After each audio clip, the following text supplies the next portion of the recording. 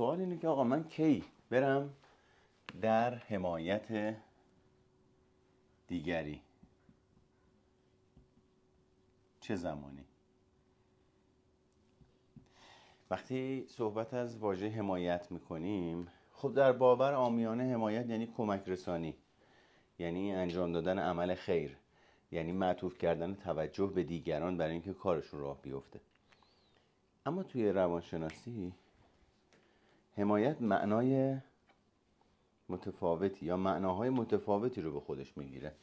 بیا سادهش بکنیم و پیچیدهش نکنیم. حمایت مثبت، حمایت منفی.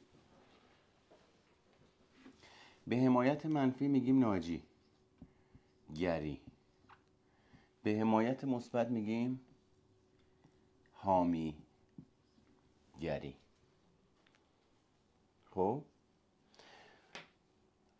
توی حمایت منفی چیزی که وجود داره یه مثلثه که احتمالاً حالا بارها راجبش شنیدی. مثلث کارپمن: ناجی، زجردهنده، قربانی. معمولاً ما از نظر فرهنگی، اجتماعی، باورهای خانوادگی توی این سه تا نقش رشد میکنیم و اینا رو ارزش میدونیم و اینجایی که افراد دارن در سطح عموم با همدیگه صحبت میکنن برمیگرده به من میگه آقای مهرگان شما که روانشناسی چرا حمایتش نمیکنی؟ داره اینو میگه. یعنی چرا طبق عرف و روند جامعه که ما دیدیم، شنیدیم، ارزش محسوب شده رفتار نمیکنی؟ این یعنی چی؟ در وهله اول وقتی میخوای نقش‌های درون مثلث رو تغییر بدی یا تعدیلشون بکنی، خود همون فردی که بده گفته برو پیش روانشناس و برای درمانت کار انجام بده مقاومت نشون میده، چون خودآگاه و ناخودآگاه شما آگاه میشی نسبت به ناکارآمدی این نقشه ها یا خیلی از مفاهیم و سازه های دیگه روانشناسی یا رفتارها و اصلاحشون میکنی و اصلاح کردن این رفتارها باعث میشه غیر قابل پیش بینی بشی. قابل پیش بینی ترین حالت ممکن چی بود؟ من هر موقع حالم بود میدوید میومد میگفت چی شده با یه حالت هول و ولا و اضطرابی که زود باش بریم یه کاری بکنیم که مسئله حل بشه. سالها من این روش رو از اون آدم دیدم، این حالتهای هیجانی و خلق و خو رو ازش دیدم، این روش‌های رفتاری و حمایتگری رو دیدم. اما حالا رفته، خودم هم بهش گفتم آقای مهرگان بره روانشناسی ها، ولی اصلا دیگه به ما توجه نمیکنه. قبلا خیلی خوب بود، سر به راه بود، الان گستاخ شده، الان دیگه میگه میخوام برم بیرون، قبلا نمیرفت بیرون. خب ببین اونجا با وجود اینه که یک عمل سالم و حرکت رو به رشد و استقلال داره اتفاق میفته، خود اون سیستم، خود اون خانواده، خود اون جامعه مقاومت نشون میده بدون اینکه بدونه. پس در نتیجه این حمایت باعث میشه که منفی بودنش نقش ها شکل بگیره. ویژگی نقش ها چیه؟ ثابتن، خود تداوم بخشن. وقتی غالبا تو عادت میکنی ناجیگری کنی، از بقیه تجربه بقیه ابعاد شخصیت و ساختار شخصیت جا میمونی، چون بیشتر زمانت رو، نکته مهم زمان در از لحاظ روانشناختی. یعنی چی زمان از لحاظ روانشناختی؟ یعنی 24 ساعت زمان داریم. من در این 24 ساعت از نظر روانشناختی توی کدوم بعد از شخصیتم بیشتر هستم؟ با کدوم بعد از شخصیتم بیشتر با خودم و دیگران ارتباط میگیرم؟ میبینی ناجیگری افراطی داره، حالا خودش افراطیه، ناجیگری داره، صبح که بلند میشه چشماش قربانی میبینه، سر کار که میرسه دوباره چشماش قربانی میبینه، داره کار میکنه، تو فکرش داره فکر میکنه به اون اتفاقی که بر اون آدم افتاده و خودش رو مسئول میدونه و باید یه کاری بکنه. یعنی از نظر ذهنی و روانشناختی مداوم توی ناجیگری سپری میکنه و زیست میکنه. پس در واقع این خودش نکته مهمیه که ما بهش توجه داشته باشیم که عنصر زمانی نشون میده که آیا یک چیزی رسیده به ناکارآمدی یا نه. این یک. حالا سوال، قصدمون اصلا از ابتدا این بود که کجا ناجیگری کنیم، کجا حامیگری کنیم. خب حد الامکان از ایجاد ناجیگری یا به کار گرفتن ناجیگری باید پرهیز بکنیم. چرا؟ چون نقشه ها تکراری هن، پترنه. وقتی من ناجی هستم حتما یه زمانی میرسه که برم تو نقش زجردهنده، حتما یه زمانی میرسه که برم تو نقش قربانی. زمانی که ناجیگری میکنم بعد قربانی میشم، در اثر حرکت کردن بین این دوتا ناکام میشم، عصبانی میشم، آمادگی من برای ایفای نقش زجردهنده بیشتر میشه. پس اینها تکرار شونده هستن و یک الگوی پایان ناپذیر هستن. وقتی من و تو از این نقش ها استفاده میکنیم خودآگاه و ناخودآگاه، در کوتاه مدت شاید با حمایت کردن یک آدمی بتونم از سر خودم بازش کنم، بتونم آرومش بکنم، بتونم حمایتش بکنم، بتونم کمکش بکنم که یه نتیجه‌ای به دست بیاره تو کوتاه مدت. اما با ناجیگری کمک میکنم قربانی تر بشه و قربانی بار بیاد. پس هر باری که کمک میگیره مثل مسکن آروم میشه، دفعه بعد که میخواد بره مسئولیتشو بپذیره، چون نمیدونه، چون در موقعیت و فشار مناسب موقعیتی قرار نگرفته، دوباره تلک تلک میدوه میاد پیش ناجی. یعنی کجا؟ امن‌ترین منطقه‌ای که میشناسه، پر احتمال ترین موقعیت و فردی که میتونه خوراکی رو که لازم داره بهش بده، مجبور نباشه در معرض طرد، در معرض فکر کردن، در معرض تصمیم گیری و در معرض اضطراب قرار بگیره. پس مثل بچه‌ای که از یه چیزی ترسیده میدوه میره پیش باباش، میدوه میره پیش مامانش. حالا چیکار کنیم؟ برای اینی که آقا داری میگی ناجیگری نکنیم، یعنی دیگه به کسی کمک نکنیم. حالا دیگه من وقتی اینا رو فهمیدم، بگم دیگه مهرگان اومده مثلث کارپمن رو توضیح داده، منم مفاهیم روانشناسی رو یاد گرفتم، دیگه از این به بعد، از این لحظه تصمیم گرفتم که ناجیگری نکنم. پا میشم میرم خونه، تو محل کارم، تو رابطه عاطفیم، وقتی یه نفر ازم میخواد میگم حواست باشه، تو باید مسئولیت خودتو بپذیری. منم قرار شده ناجیگری نکنم. به نظر جواب میده؟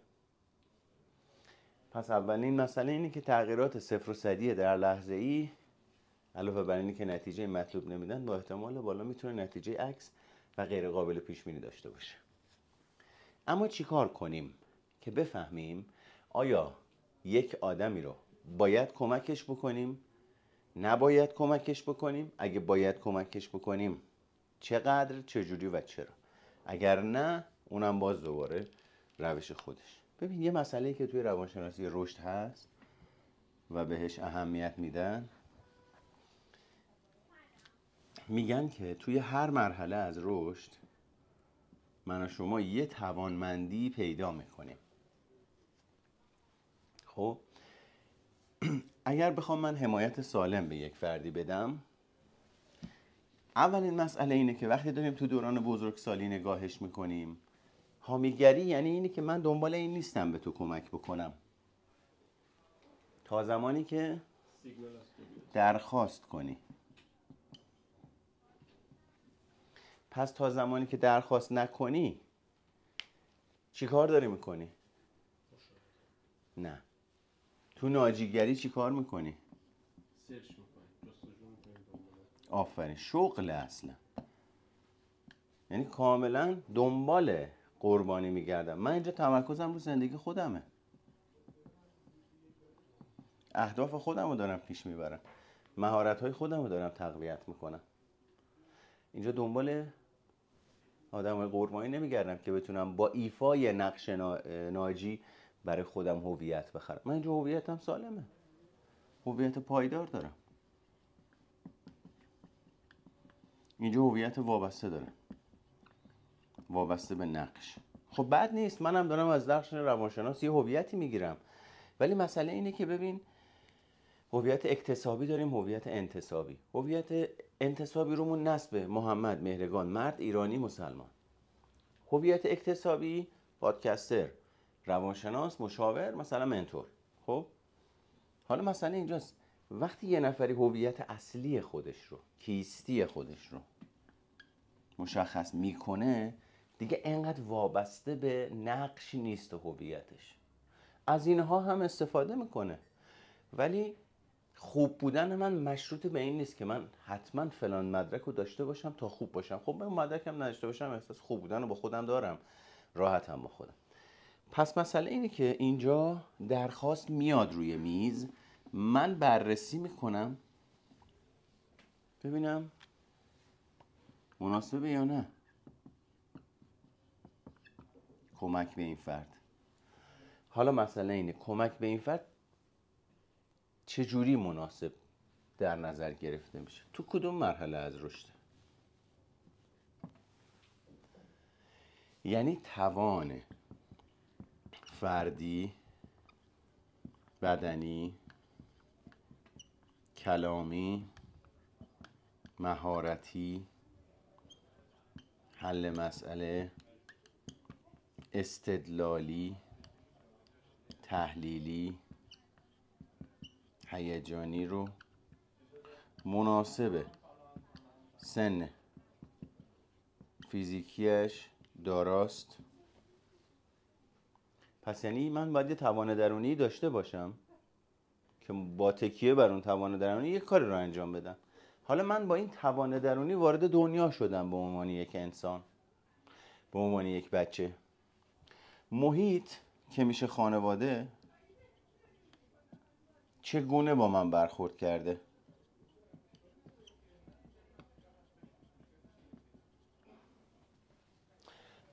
زمانی که از نظر سن رشدی به این توان رسیدم بهش میگن رسش، رشد ژنتیکی ناخودآگاه.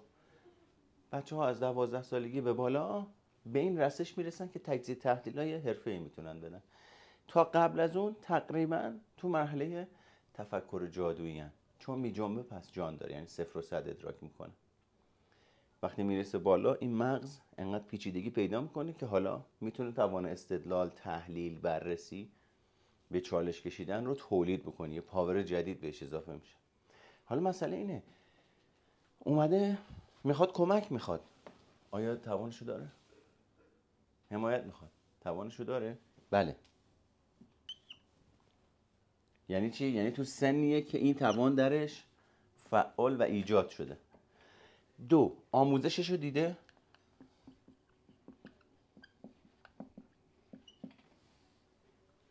بله؟ نه. اگه آموزش دیده بله، لزومی نداره حمایتش کنه، چون هم توانشو داره هم آموزششو دیده. چرا انجام نمیده؟ چی شده که انجام نمیده؟ اینکه هم سخت افزارشو داره هم نرم افزارش بهش داده شده. اینا بچن مثل بچه‌ای که میخواد بره مدرسه، فکر کنم مثال زدم قبلا، بند کفشش بازه. هم تو سنیه که مهارت تحلیل اینی که اینو ضربدری بکنه بعد ببخشید گره بزنه رو داره، هم اینی که توسط اون محیط مادر یا پدر این آموزش بهش داده شده. چرا الان موقع که سرویس دم دره داره بهانه میگیره؟ میدونید چی میخوام بگم؟ اینجاست که من باید حواسم باشه.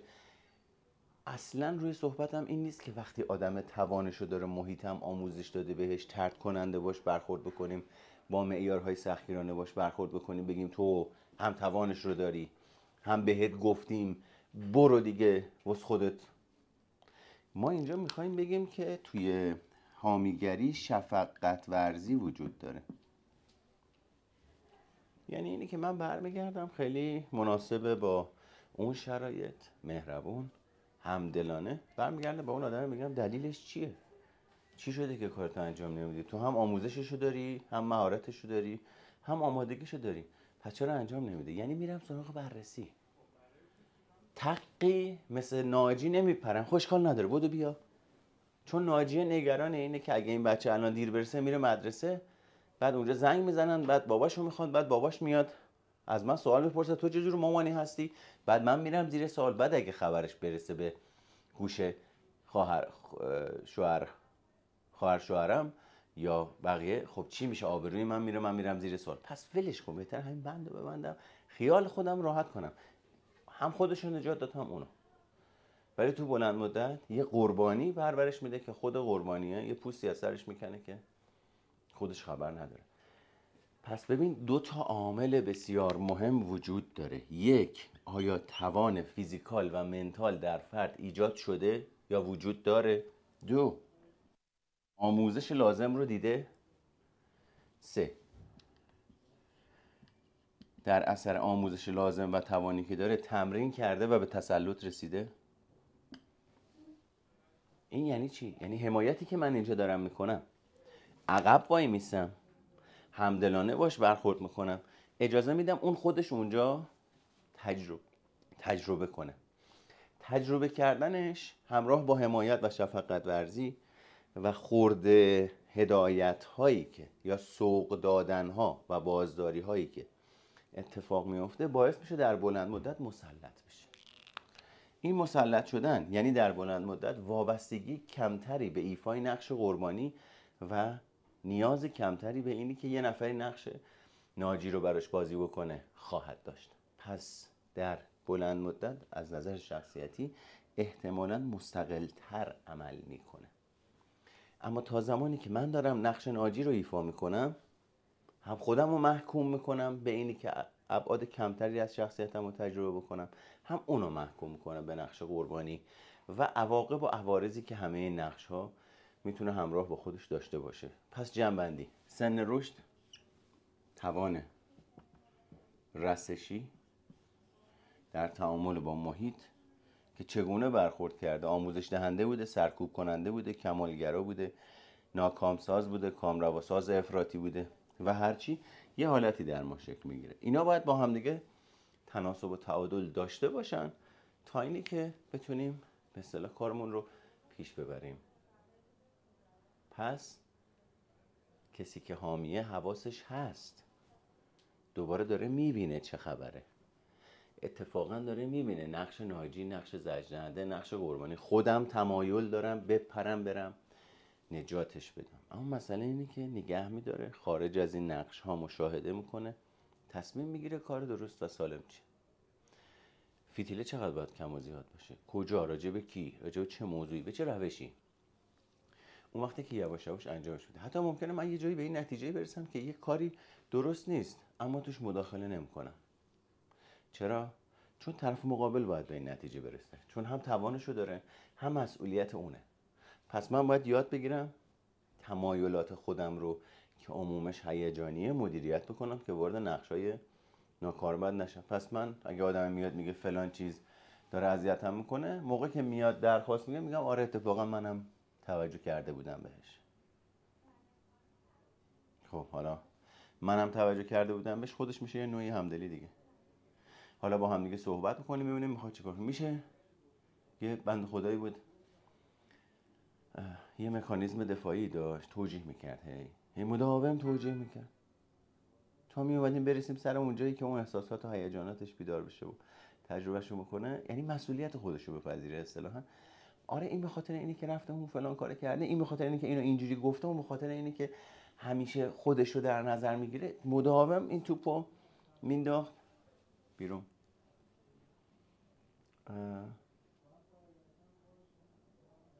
دوباره شروع کرد این سیستم رو انجام دادن و من بهش گفتم دیگه نمیشنوم حرفتو.